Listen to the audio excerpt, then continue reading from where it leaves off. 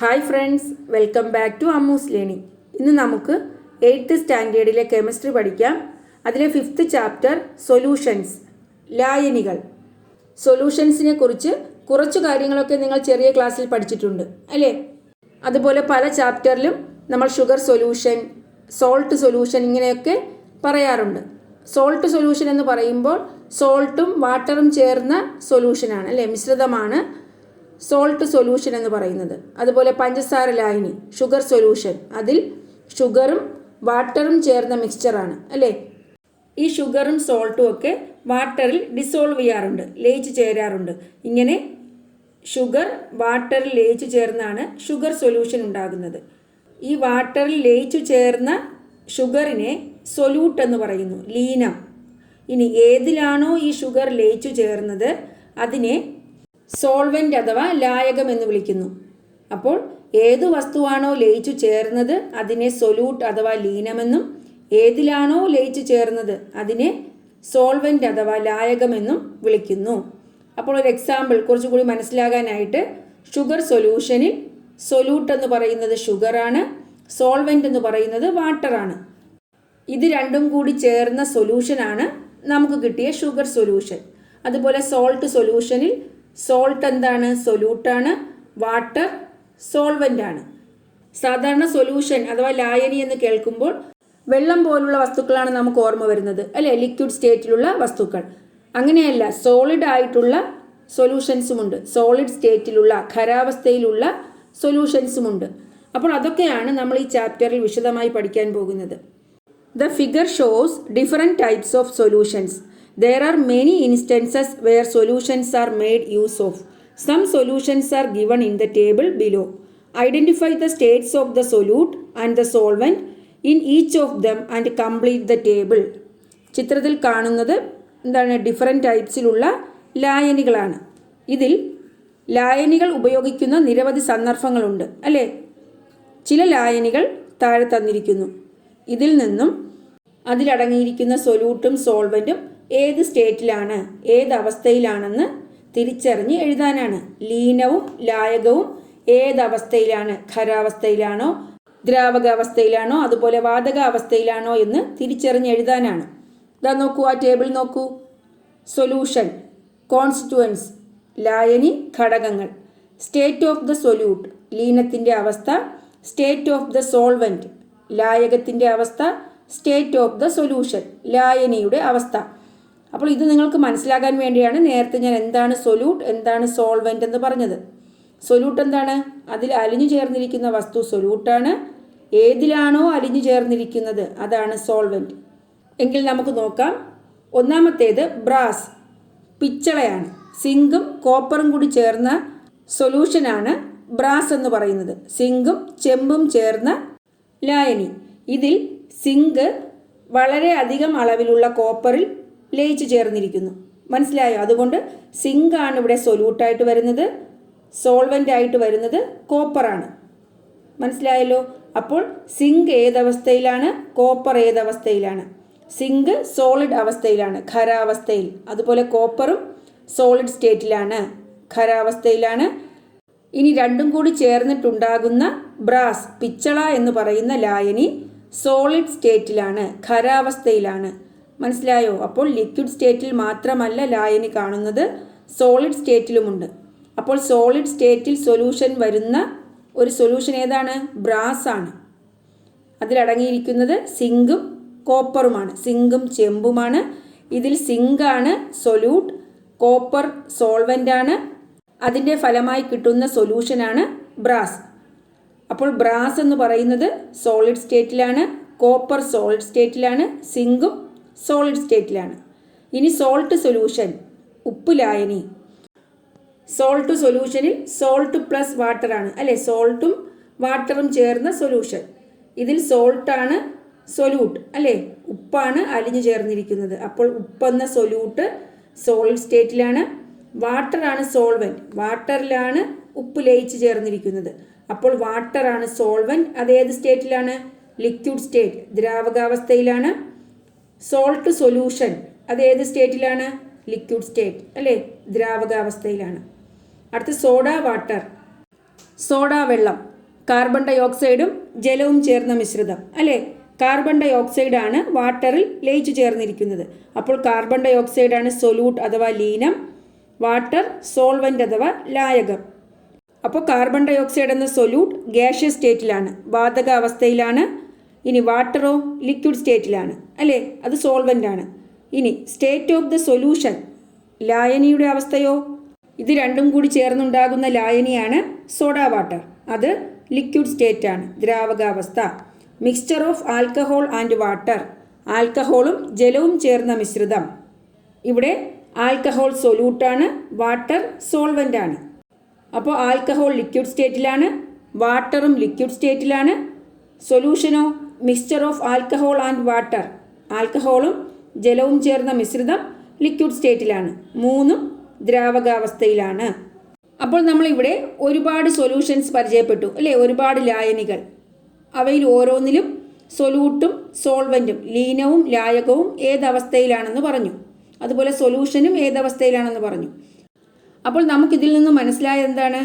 ഈ ടേബിളിൽ നിന്ന് മനസ്സിലായത് ഈ സോൾവെൻറ്റിൻ്റെ സ്റ്റേറ്റ്, ലായകത്തിൻ്റെ അവസ്ഥ ഏതാണോ അതാണ് കൂടുതലും സൊല്യൂഷൻ്റെ അവസ്ഥയായി വരുന്നത് അല്ലേ. ഇവിടെ നോക്കൂ, സോൾവെൻറ്റ് ലിക്വിഡ്, അതുപോലെ സൊല്യൂഷനും ലിക്വിഡായിട്ട് വരുന്നത് 3 കേസിലാണ്. Is there any relation between the state of the solution and that of the solvent? ലായനിയുടെ അവസ്ഥയും ലായകത്തിൻ്റെ അവസ്ഥയും തമ്മിൽ എന്തെങ്കിലും ബന്ധമുണ്ടോ എന്ന് പറയാം.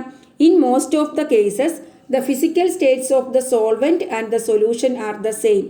മിക്കവാറും ലായനികളിൽ ലായകത്തിൻ്റെ ഭൗതിക അവസ്ഥ തന്നെയായിരിക്കും ലായനിയുടെയും ഭൗതികാവസ്ഥ. How do we decide the solvent and the solute in a solution? ഒരു ലായനിയിലെ ഘടകങ്ങളിൽ ലായകം, ലീനം എന്നിവ ഏതാണെന്ന് തീരുമാനിക്കുന്നത് എപ്രകാരമാണ്? ഇപ്പോൾ ഒരു സൊല്യൂഷനിൽ ഞാൻ പറഞ്ഞു എന്താണ്, സിങ്ക് സൊല്യൂട്ടാണ്, അതുപോലെ കോപ്പർ ചെമ്പ് സോൾവെൻ്റ് ആണെന്ന് പറഞ്ഞു.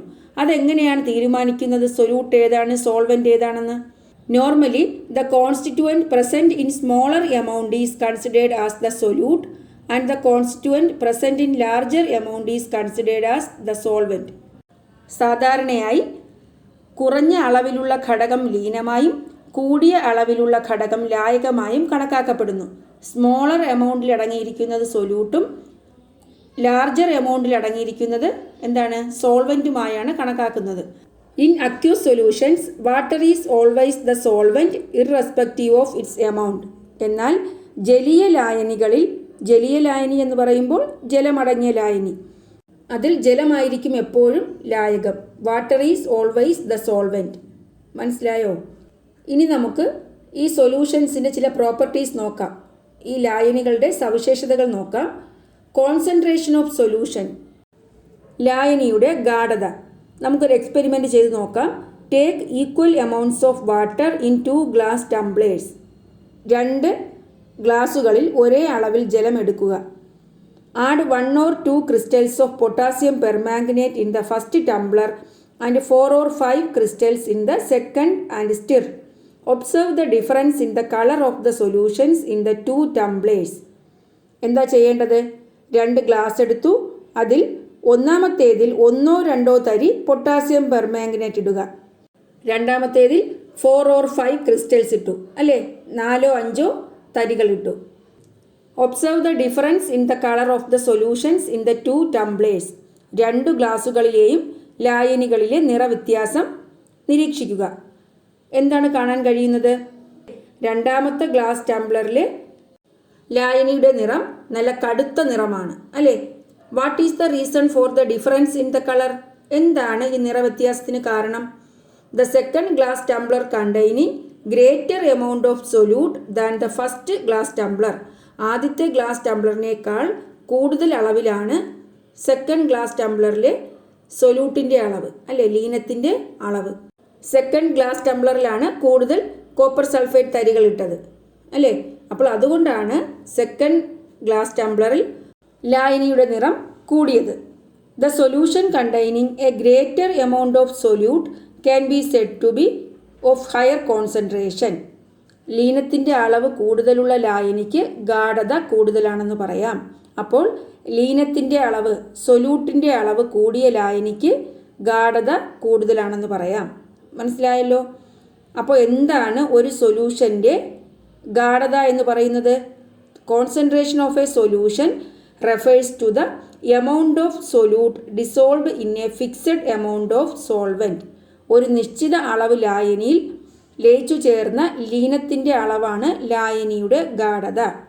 മനസ്സിലായോ? സോൾവെൻറ്റ് ഒരു ഫിക്സഡ് എമൗണ്ട് ആയിരിക്കും, ഒരു നിശ്ചിത അളവ് ലായകമായിരിക്കും. അതിൽ ലയിച്ചു ചേർന്ന സൊല്യൂട്ടിൻ്റെ അളവാണ്, ലീനത്തിൻ്റെ അളവാണ് ആ ലായനിയുടെ ഗാഢത, ആ സൊല്യൂഷൻ്റെ കോൺസെൻട്രേഷൻ. മനസ്സിലായല്ലോ. അപ്പോൾ കോൺസെൻട്രേഷൻ ഓഫ് എ സൊല്യൂഷൻ എന്ന് പറഞ്ഞാൽ എന്താണെന്ന് മനസ്സിലായി. ഒരു ലായനിയുടെ ഗാഢത എന്ന് പറഞ്ഞാൽ ഒരു നിശ്ചിത എമൗണ്ട് സോൾവെൻറ്റിൽ ലയിച്ചു ചേർന്ന സൊല്യൂട്ടിൻ്റെ അളവാണ്. ഇനി A solution containing a small amount of solute is known as A dilute solution. ഒരു ലായനിയിൽ ലീനത്തിൻ്റെ അളവ് കുറവാണെങ്കിൽ അത് നേർത്ത ലായനി എന്ന് പറയുന്നു. മനസ്സിലായോ? ഒരു സൊല്യൂഷനിൽ സൊല്യൂട്ടിൻ്റെ അളവ് കുറവാണെങ്കിൽ അതിനെ എന്ത് പറയാം? ഡൈല്യൂട്ട് സൊല്യൂഷൻ അഥവാ നേർത്ത ലായനി. എന്നാൽ A solution containing a large amount of solute is known as a concentrated solution. ഒരു ലായനിയിൽ ലീനത്തിൻ്റെ അളവ് കൂടുതലാണെങ്കിൽ ആ സൊല്യൂഷനെ എന്ത് പറയാം? കോൺസെൻട്രേറ്റഡ് സൊല്യൂഷൻ, ഗാഢലായനി എന്ന് പറയാം. അപ്പോൾ വാട്ട് ഈസ് ഡൈല്യൂട്ട് സൊല്യൂഷൻ? എന്താണ് നേർത്ത ലായനി? A solution containing a small amount of solute is known as dilute solution. What is concentrated solution? എന്താണ് ഗാഢലായനി? A solution containing a large amount of solute is known as a concentrated solution. മനസ്സിലായല്ലോ. ഇനി expressing concentration, ഗാഢത പ്രസ്താവിക്കാം. ഒരു ലായനിയുടെ ഗാഢത പ്രസ്താവിക്കാൻ പല അളവുകളും ഉപയോഗിച്ചു വരുന്നു. Mass percentage. എന്താണ് mass percentage? The amount of solute that gets dissolved in a solution can be expressed in percentage using this method. ലായനിയിൽ ലയിച്ചു ചേർന്ന ലീനത്തിൻ്റെ അളവ് ശതമാനത്തിൽ പ്രസ്താവിക്കുന്ന രീതിയാണിത്. മനസ്സിലായോ? Amount of solute that gets dissolved in a solution can be expressed in percentage. This denotes the amount of solute present in 100 grams of the solution. 100 gram ലായനിയിൽ എത്ര gram ലീനം അടങ്ങിയിരിക്കുന്നുവെന്നാണ് ഇത് സൂചിപ്പിക്കുന്നത്. 100 ഗ്രാം സൊല്യൂഷനിൽ എത്ര ഗ്രാം സൊല്യൂട്ട് അടങ്ങിയിട്ടുണ്ട്. അപ്പോൾ mass percentage എങ്ങനെയാണ് കാണുന്നത്? മാസ് ഓഫ് സൊല്യൂട്ട് അല്ലേ, ലീനത്തിൻ്റെ mass divided by mass of solution, ലായനിയുടെ മാസ് ഇൻറ്റു 100. അപ്പോൾ ഒരു സൊല്യൂഷനിൽ എത്ര സൊല്യൂട്ട് അടങ്ങിയിട്ടുണ്ടോ അതിനെ 100 കൊണ്ട് മൾട്ടിപ്ലൈ ചെയ്താൽ മാസ് പെർസെൻറ്റേജ് കിട്ടും. അതുപോലെ സൊല്യൂഷൻ്റെ ഗാഢതയുമായി കോൺസെൻട്രേഷനുമായി ബന്ധപ്പെട്ട വേറൊരു ടേമാണ് പാർട്സ് പെർ മില്യൺ അല്ലേ, parts per million or ppm. This denotes the number of parts by mass of a solute present in 10 lakhs, that is 1 million parts by mass of a solution. ഒരു നിശ്ചിത mass ലായനിയെ ദശലക്ഷം അതായത് 1 million ഭാഗങ്ങളാക്കിയാൽ അതിലെത്ര ഭാഗമാണ് ലീനം എന്ന് സൂചിപ്പിക്കുന്ന അളവാണ് parts per million. ഒരു നിശ്ചിത മാസ് സൊല്യൂഷനെ ദശലക്ഷം ഭാഗങ്ങളാക്കിയാൽ അതിലെത്ര ഭാഗമാണ് സൊല്യൂട്ട് എന്ന് സൂചിപ്പിക്കുന്ന അളവാണ്. ppm is used to express the presence of very small amounts of a solute. For example, the allowed limit of chlorine in drinking water is 4 ppm. വളരെ കുറഞ്ഞ അളവിലടങ്ങിയിരിക്കുന്ന ലീനത്തിൻ്റെ സാന്നിധ്യം പ്രസ്താവിക്കാനാണ് സാധാരണ ppm ഉപയോഗിക്കുന്നത്. ഉദാഹരണത്തിന് കുടിവെള്ളത്തിൽ അനുവദനീയമായ ക്ലോറിൻ്റെ അളവ് 4 ppm ആണ്. മനസ്സിലായോ? ചെറിയ അളവിലടങ്ങിയിരിക്കുന്ന സൊല്യൂട്ടിൻ്റെ സാന്നിധ്യം പ്രസ്താവിക്കാനാണ് ppm. ഡ്രിങ്കിങ് വാട്ടറിൽ ക്ലോറിൻ്റെ ലിമിറ്റ് എത്രയാണ്? അലൗഡ് ആയിട്ടുള്ള ലിമിറ്റ് എത്രയാണ്? 4 ppm.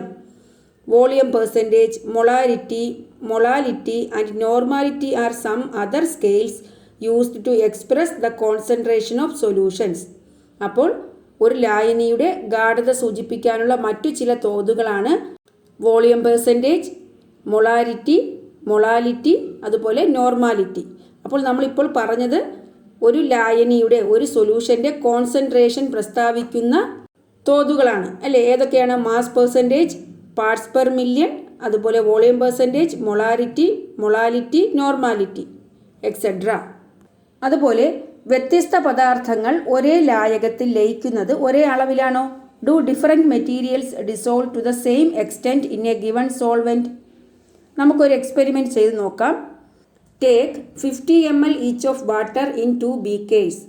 Take 100 gram each of powdered common salt, that is sodium chloride and ammonium chloride. 2 ബീക്കറുകളിൽ 50 ml വീതം ജലം എടുക്കുക. 100 gram വീതം പൊടിച്ച ഉപ്പും, സോഡിയം ക്ലോറൈഡാണ് ഉപ്പ്, അമോണിയം ക്ലോറൈഡും എടുക്കുക. അത് കഴിഞ്ഞ് stir and dissolve the common salt gradually in the water in one of the beakers. എന്ത് ചെയ്യണം? ഒരു ബീക്കറിലെ ജലത്തിൽ ഉപ്പ് കുറേശ്ശെയായി ലയിപ്പിക്കുക. Continue doing this till no more salt dissolves. ഉപ്പ് വീണ്ടും ലയിക്കാത്ത അവസ്ഥ സംജാതമാവുന്നതുവരെ ഇത് തുടരുക. മനസ്സിലായോ? ഇങ്ങനെ കണ്ടിന്യൂസ് ആയിട്ട് ഉപ്പ് ചേർത്ത് ലയിപ്പിച്ചുകൊണ്ടിരിക്കുമ്പോൾ വീണ്ടും നമ്മൾ ഉപ്പ് ചേർക്കുമ്പോൾ അത് പിന്നീട് അതിൽ ലയിച്ച് ചേരില്ല. അങ്ങനെ ലയിച്ച് ചേരാതെ വരുന്ന അവസ്ഥ വരെ ഇങ്ങനെ ഇട്ടുകൊണ്ടിരിക്കണം. Such a solution in which maximum amount of solute has been dissolved is known as a saturated solution. ഇങ്ങനെ പരമാവധി ലീനം ലയിച്ചു ചേർന്ന ഇത്തരം ലായനിയാണ് പൂരിത ലായനി. നമ്മൾ ഒരു ബീക്കറിലെ ജലത്തിൽ ഉപ്പ് ചേർത്തുകൊണ്ടിരുന്നു, ഇങ്ങനെ ലയിപ്പിച്ചുകൊണ്ടിരുന്നു. ഒരു പരിധി കഴിയുമ്പോൾ പിന്നെ നമ്മൾ ചേർക്കുന്ന ഉപ്പ് അതിൽ ലയിച്ചു ചേരില്ല. അങ്ങനെ പരമാവധി ലീനം ലയിച്ചു ചേർന്ന ലായനി, അതിൽ ഉപ്പാണല്ലോ ലീനം അഥവാ സൊല്യൂട്ട് എന്ന് പറയുന്നത്. ഇങ്ങനെ പരമാവധി സൊല്യൂട്ട് ലയിച്ചു ചേർന്ന സൊല്യൂഷനെയാണ് സാച്ചുറേറ്റഡ് സൊല്യൂഷൻ അഥവാ പൂരിത ലായനി. What is saturated solution? The solution obtained by dissolving maximum amount of solute at a given temperature is known as a saturated solution. ഒരു നിശ്ചിത താപനിലയിൽ പരമാവധി ലീനം ലയിച്ചു ചേർന്നാൽ കിട്ടുന്ന ലായനിയാണ് പൂരിത ലായനി.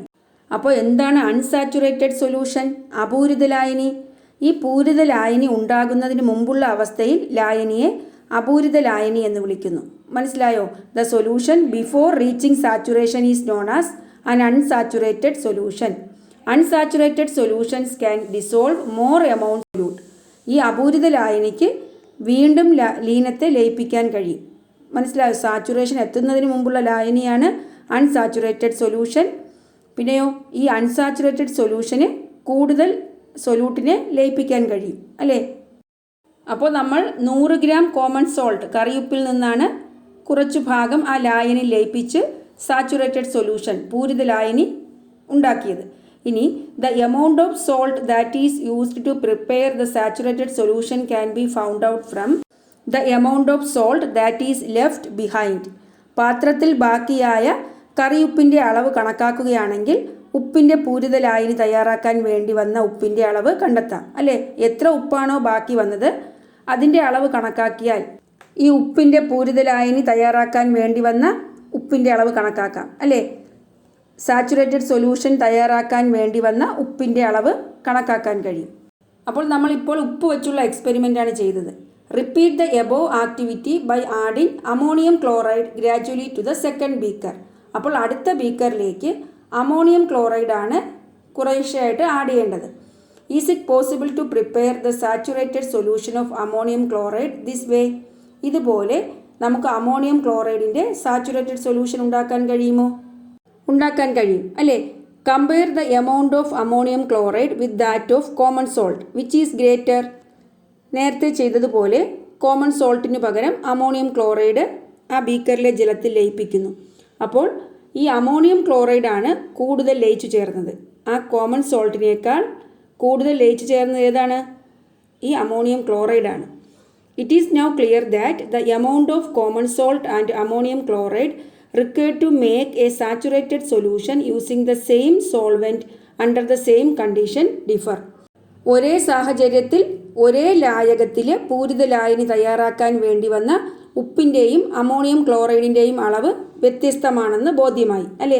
ഇവിടെ രണ്ടിലും 50 ml വാട്ടറായിരുന്നു, സെയിം കണ്ടീഷനായിരുന്നു, ബാക്കി എല്ലാ കാര്യങ്ങളും ഒരുപോലെ ആയിരുന്നു, അല്ലേ? പക്ഷേ എന്താണ്? Amount of common salt and ammonium chloride to make a saturated solution using the same solvent under the same condition differ. Ammonium ക്ലോറൈഡിൻ്റെ സോലുബിലിറ്റി, അല്ലേ, ലേയത്വം കൂടുതലാണ്. അപ്പോൾ എന്താണ് സോലിബിലിറ്റി അല്ലെങ്കിൽ ലേയത്വം? ഒരു നിശ്ചിത താപനിലയിൽ 100 ഗ്രാം ലായകത്തെ, മനസ്സിലായോ, 100 ഗ്രാം സോൾവെൻറ്റിനെ പൂരിതമാക്കാൻ, സാച്ചുറേറ്റഡ് ആക്കാൻ ആവശ്യമായ ലീനത്തിൻ്റെ ഗ്രാമിലുള്ള അളവാണ്, സൊല്യൂട്ടിൻ്റെ ഗ്രാമിലുള്ള അളവാണ് ആ ലീനത്തിൻ്റെ ലേയത്വം എന്ന് പറയുന്നത്. The amount of a solute in grams required to convert 100 gram of a solvent into a saturated solution at a given temperature is known as the solubility of the solute in that solvent. അപ്പോൾ ammonium ക്ലോറൈഡിൻ്റെ solubility sodium ക്ലോറൈഡിൻ്റെ സോലിബിലിറ്റിയേക്കാൾ കൂടുതലാണ്, അല്ലേ? Ammonium ക്ലോറൈഡിൻ്റെ ലേയത്വം കറിയുപ്പിൻ്റെ ലേയത്വത്തേക്കാൾ കൂടുതലാണ്. അപ്പോൾ ഈ എക്സ്പെരിമെൻറ്റിൽ നിന്നും നമുക്ക് എന്ത് കൺക്ലൂഷനിലെത്താം, എന്ത് നിഗമനത്തിലെത്താം? Solubility of these two salts are different, അല്ലേ? ഈ രണ്ട് ലവണങ്ങളുടെയും ലേയത്വം വ്യത്യാസമാണ്. The solubility of different salts are different under the same condition in the same solvent. ഒരേ സാഹചര്യത്തിൽ ഒരേ ലായകത്തിലെ വ്യത്യസ്ത ലവണങ്ങളുടെ ലേയത്വം വ്യത്യാസപ്പെട്ടിരിക്കുന്നു, അല്ലേ? ഇവിടെ സെയിം സോൾവെൻ്റ് ആയിരുന്നു, പിന്നെ സെയിം കണ്ടീഷൻ ആയിരുന്നു, ഡിഫറൻറ്റ് സോൾട്ട്സ് ആയിരുന്നു, അല്ലേ? ലവണങ്ങളായിരുന്നു. അതിൻ്റെ സോലിബിലിറ്റി ലേയത്വവും വ്യത്യാസപ്പെട്ടിരുന്നു. ഞാൻ പറയുന്നത് നിങ്ങൾക്ക് മനസ്സിലായോ? അതായത് അമോണിയം ക്ലോറൈഡ് കൂടുതൽ വേണ്ടി വന്നു, കാരണം അതിൻ്റെ സോലിബിലിറ്റി അഥവാ ലേയത്വം കൂടുതലാണ്. വേറൊരു കാര്യം കൂടി നിങ്ങൾ മനസ്സിലാക്കിയിരിക്കണം. ഞാൻ ഓരോ സൊല്യൂഷൻ പറയുമ്പോഴും അതിലെ സൊല്യൂട്ട് ഏതാണ്, സോൾവെൻ്റ് ഏതാണ്? ജലമാണ് മിക്സ് ചെയ്യുന്നതെങ്കിൽ ജലം എപ്പോഴും സോൾവെൻ്റ് ആണ്, ലായകമാണ്. അതിലെ അമോണിയം ക്ലോറൈഡ് അല്ലെങ്കിൽ കോമൺ സോൾട്ടാണ് സൊല്യൂട്ട് അഥവാ ലീനമായി വരുന്നത്. ഇനി നമുക്ക് എന്താണ് സൂപ്പർ സാച്ചുറേറ്റഡ് സൊല്യൂഷൻ, അതിപൂരിത ലായനി എന്ന് നോക്കാം.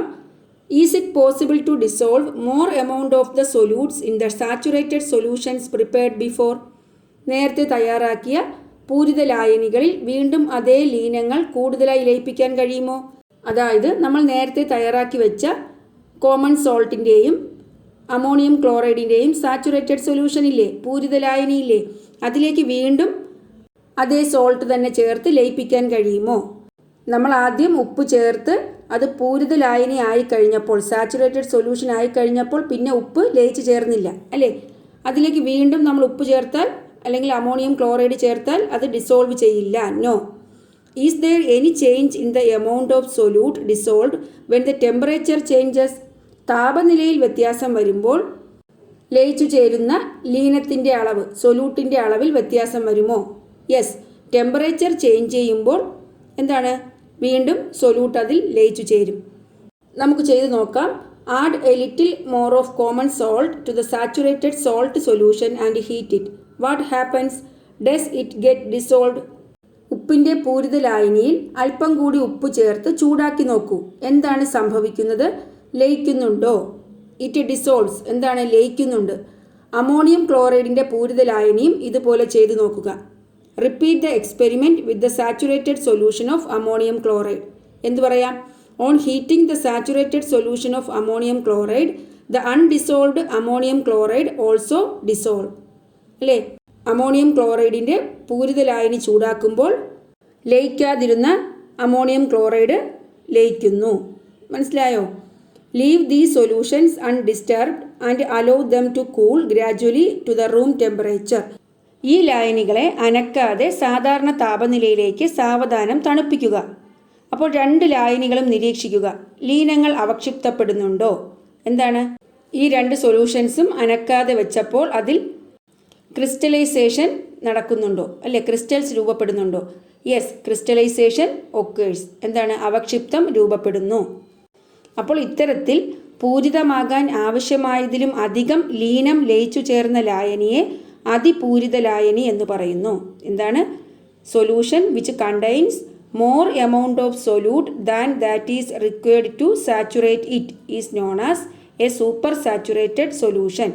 പൂരിതമാകാൻ ആവശ്യമായതിലും കൂടുതൽ ഇങ്ങനെ ചൂടാക്കിയപ്പോൾ ലയിച്ചു ചേർന്നു, അല്ലേ? അപ്പോൾ ഇങ്ങനെ പൂരിതമാകാൻ അല്ലെങ്കിൽ സാച്ചുറേറ്റഡ് ആകാൻ ആവശ്യമായ സൊല്യൂട്ടിനേക്കാൾ കൂടുതൽ സൊല്യൂട്ട് അടങ്ങിയ ലായനിയെ സൂപ്പർ സാച്ചുറേറ്റഡ് സൊല്യൂഷൻ എന്ന് പറയുന്നു. അപ്പോൾ നമ്മൾ നേരത്തെ എന്താണ് സോലിബിലിറ്റി അല്ലെങ്കിൽ ലേയത്വം എന്ന് പറഞ്ഞു, അല്ലേ? അമോണിയം ക്ലോറൈഡിന് സോലിബിലിറ്റി കൂടുതലാണെന്നും പറഞ്ഞു. അപ്പോൾ ഈ ലേയത്വത്തെ അല്ലെങ്കിൽ സോലിബിലിറ്റിയെ ഇൻഫ്ലുവൻസ് ചെയ്യുന്ന ഫാക്ടേഴ്സ് ഏതൊക്കെയാണ്? What are the factors influencing the solubility? ലേയത്വത്തെ സ്വാധീനിക്കുന്ന ഘടകങ്ങൾ ഏതൊക്കെയാണ്? The nature of solute and the temperature are two factors that influence solubility.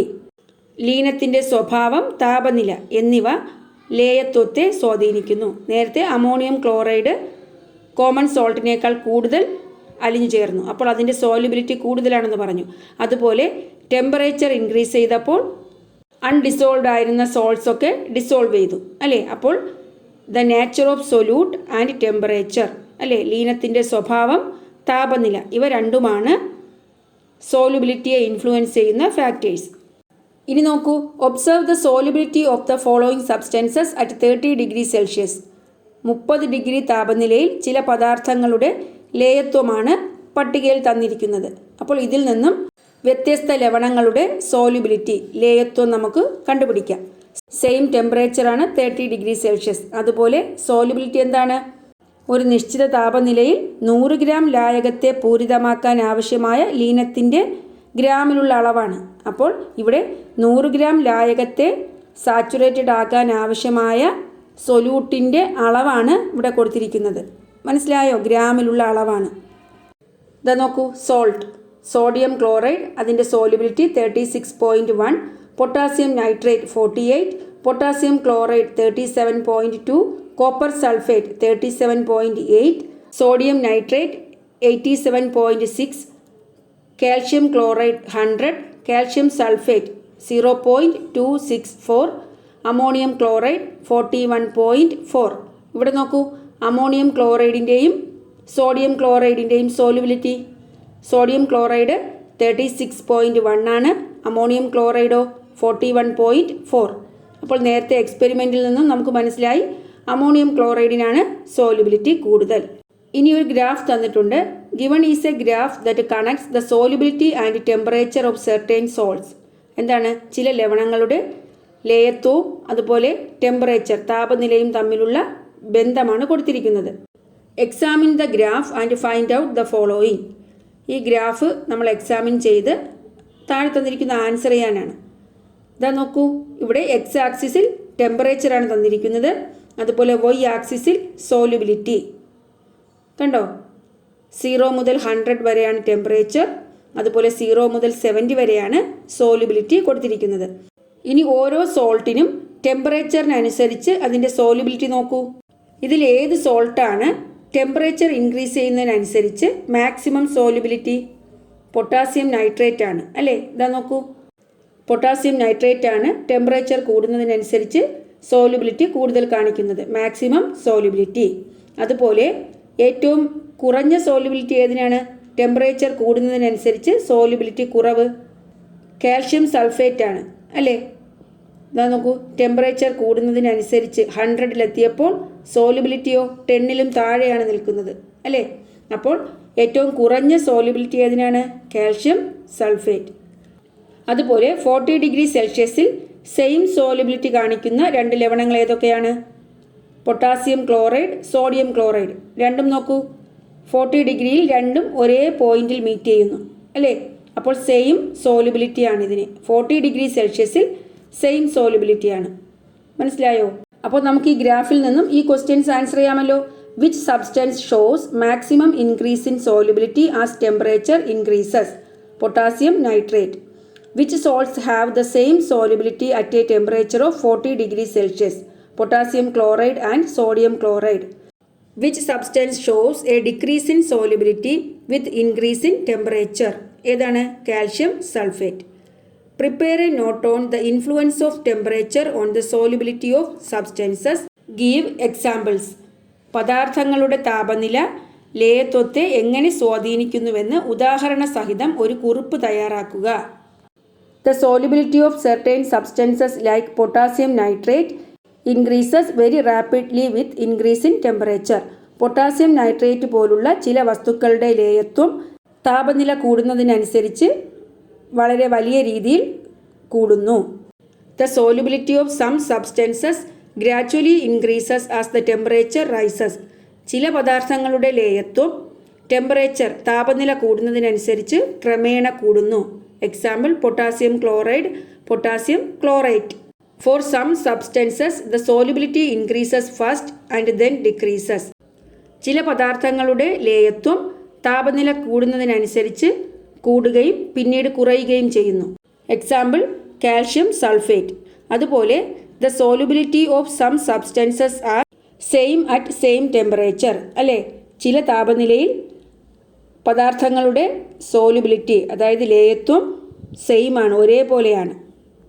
Example potassium chloride and sodium chloride. അല്ലേ, പൊട്ടാസ്യം ക്ലോറൈഡും സോഡിയം ക്ലോറൈഡും. അപ്പോൾ ഇത്രയും കാര്യങ്ങൾ നിങ്ങൾക്ക് മനസ്സിലായല്ലോ. അപ്പോൾ ഇന്നത്തെ ക്ലാസ്സിൽ ഇത്രയുമാണ് ഉൾപ്പെടുത്തിയിരിക്കുന്നത്. ബാക്കി നമുക്ക് അടുത്ത ക്ലാസ്സിൽ പഠിക്കാം. അപ്പോൾ നിങ്ങൾക്ക് എൻ്റെ ക്ലാസ് ഇഷ്ടപ്പെട്ടു എങ്കിൽ നിങ്ങളെൻ്റെ ചാനൽ സബ്സ്ക്രൈബ് ചെയ്യുക, നിങ്ങളുടെ ഫ്രണ്ട്സിനൊക്കെ ഷെയർ ചെയ്യുക. Thanks for watching Ammu's learning.